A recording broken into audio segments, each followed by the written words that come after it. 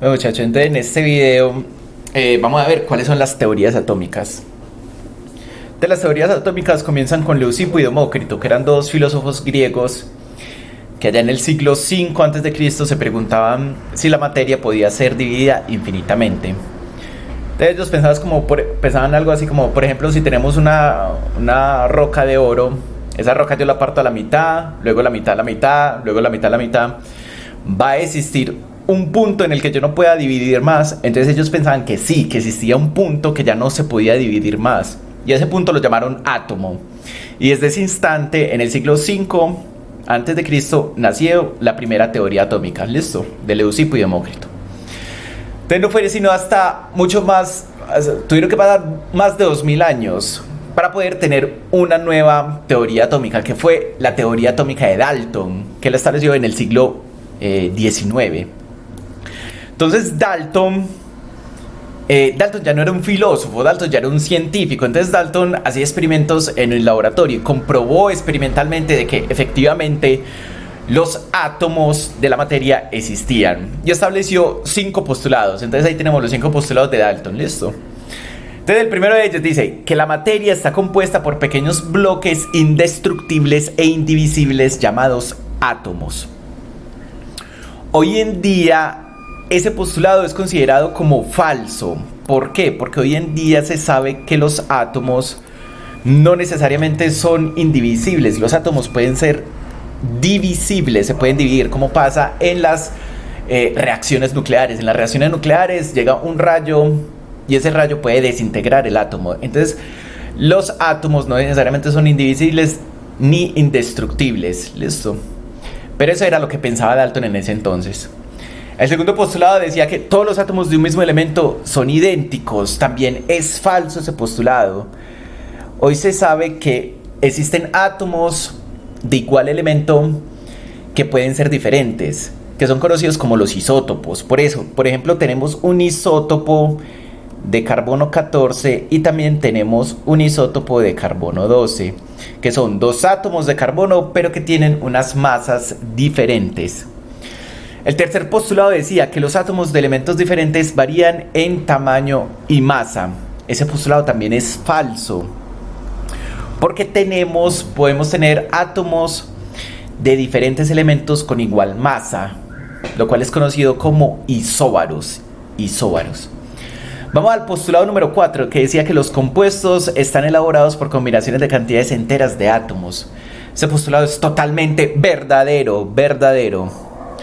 Pero ¿qué quiere decir el postulado? Es un poquito difícil de entender. Supongamos que acá tenemos H2O. De lo que pensaba Dalton era que estas combinaciones eran de números enteros. Por ejemplo, acá tenemos 2 átomos de hidrógeno y tenemos un átomo de oxígeno. Entonces, ¿qué pensaba Dalton? Dalton pensaba que yo no podía tener H, por ejemplo, 1.5, que ya no es un número entero, o 0.7, por ejemplo. Listo. Entonces eso no se puede tener esto, no se puede tener números decimales acá, tiene que ser números enteros.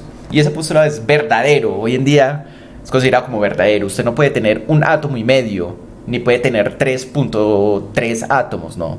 Tiene que tener 1, 2, 3, 4, 5, 6, 7, 8, 9, 10 átomos. ¿Listo? Postulado número 5 dice: una reacción química es un proceso en el que se reacomodan los átomos de los elementos. Totalmente verdadero. Listo. Una reacción química, lo que pasa es que los átomos de los reactivos se enlazan de una forma diferente para generar unos productos. Listo.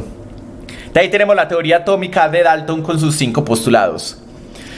Luego llegó en el 1904 Thomson. Entonces Thomson, el gran aporte de Thomson a la teoría atómica fue el descubrimiento del electrón.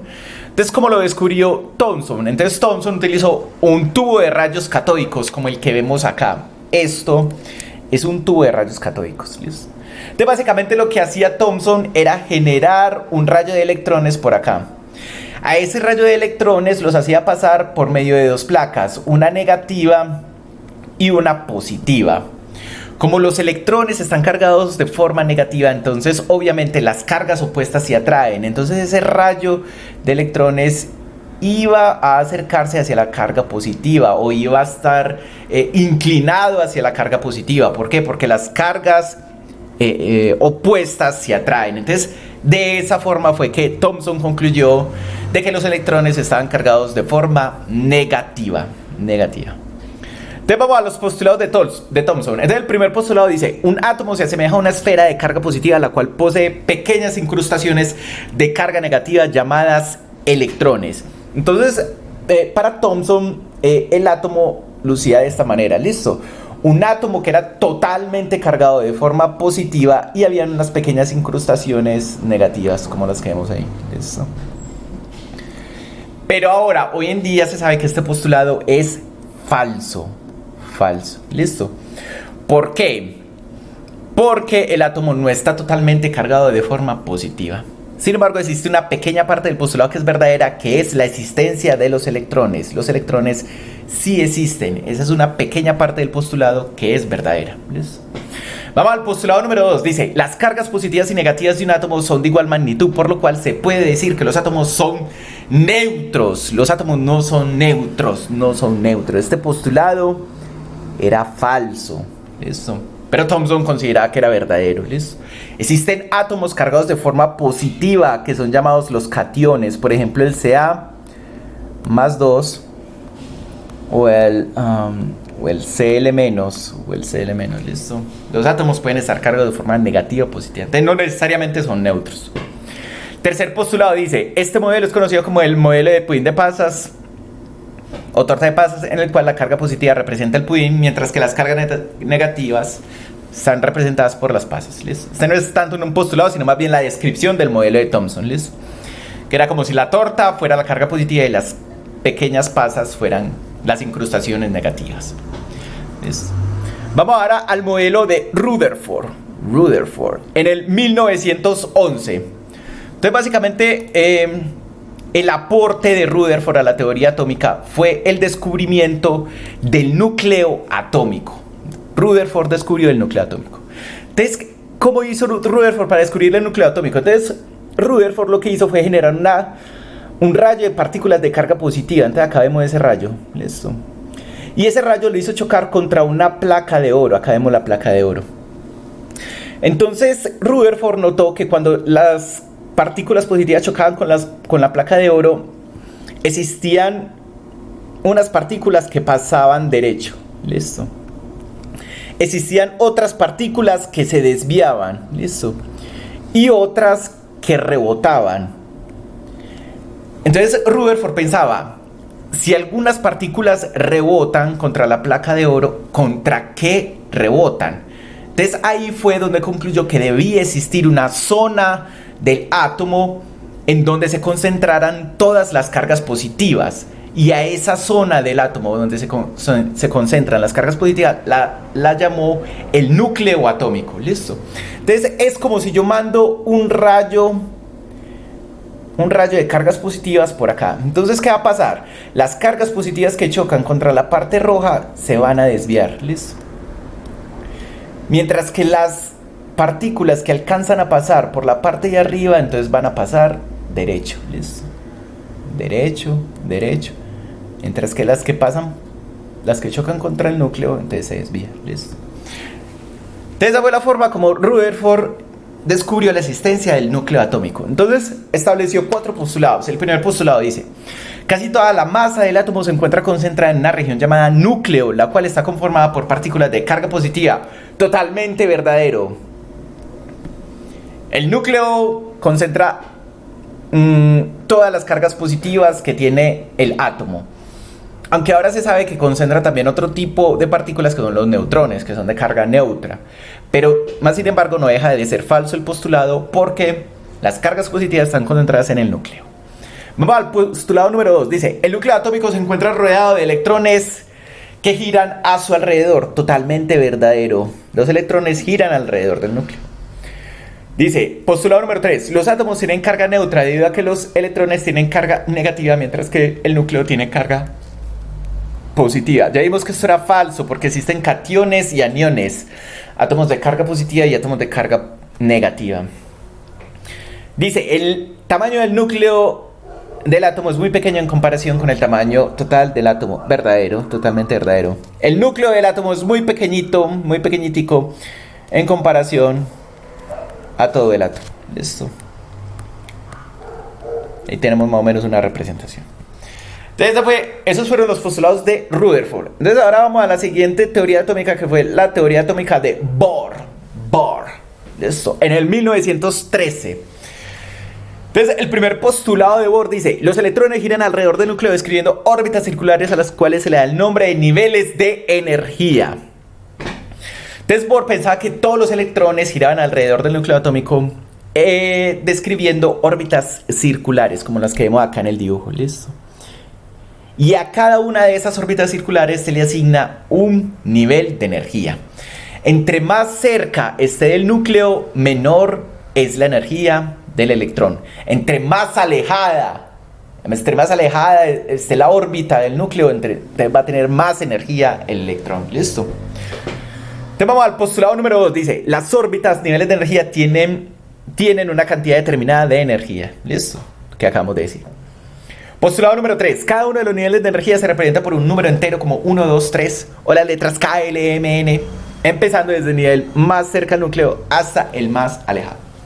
Entonces el nivel más cerca del núcleo va a obtener el número 1, el siguiente el número 2 y el siguiente el número 3. Listo. Entonces si por ejemplo yo tengo este electrón, entonces para ese electrón, ¿cuánto vale el nivel de energía? Para ese electrón el nivel de energía N vale 2. Listo. O también lo puedo representar como una letra. Entonces yo también puedo decir que N es igual a L. Listo. Entonces puede ser 1, 2, 3 o las letras K, L, M, N y así sucesivamente. ¿Listo? Vamos al postulado número 4. Dice: un cambio en la energía de un electrón sucede cuando cambia de un nivel de energía hacia otro. Cuando salta de un nivel mayor a uno menor, libera energía. Cuando salta de uno menor a uno mayor, gana energía. Listo. Entonces yo tengo acá un electrón en el nivel número 3. Si él salta al nivel número 1, lo cual puede hacer, él va a liberar energía, la libera. Si por el contrario yo tengo un electrón en el nivel 1 y salta hasta el 3, es porque ese electrón ganó energía. Entonces cuando salta de uno mayor a uno menor es porque libera energía. Cuando salta de uno menor a uno mayor es porque gana energía. Listo. Entonces ahí están los postulados de Bohr. Hoy en día, ¿cuáles de esos postulados son? Esos postulados son relativamente válidos todos. Sin embargo, no se tienen órbitas circulares. Las órbitas no son circulares. Los lugares en donde están o el caminito que siguen los electrones no son órbitas circulares, sino que son órbitas de diferentes formas.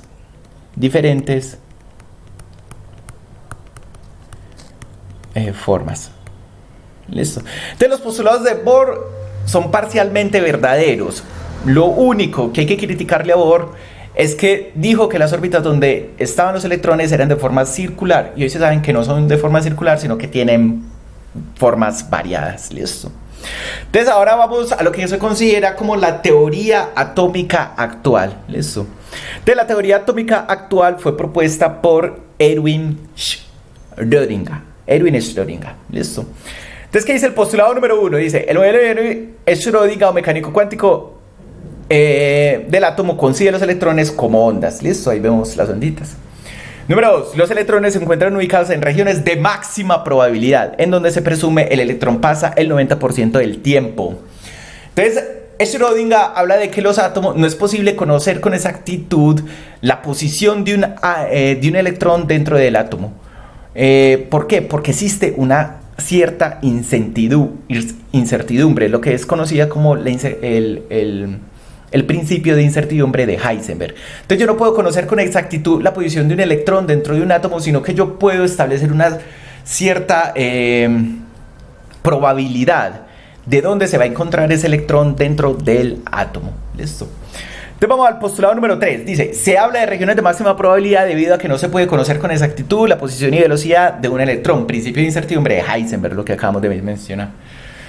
Y el postulado número 4 dice, para describir la ubicación de los electrones se requiere de 4 números cuánticos. Entonces, a partir de la teoría o del modelo atómico de Schrödinger se establecen 4 números cuánticos que son algo así como la dirección de la posición del electrón dentro del átomo. ¿Listo? Entonces, en otros videos ya vamos a ver cómo se calculan esos 4 números cuánticos y cómo saber pues no con exactitud, sino con una cierta probabilidad cuál es la posición del electrón dentro del átomo.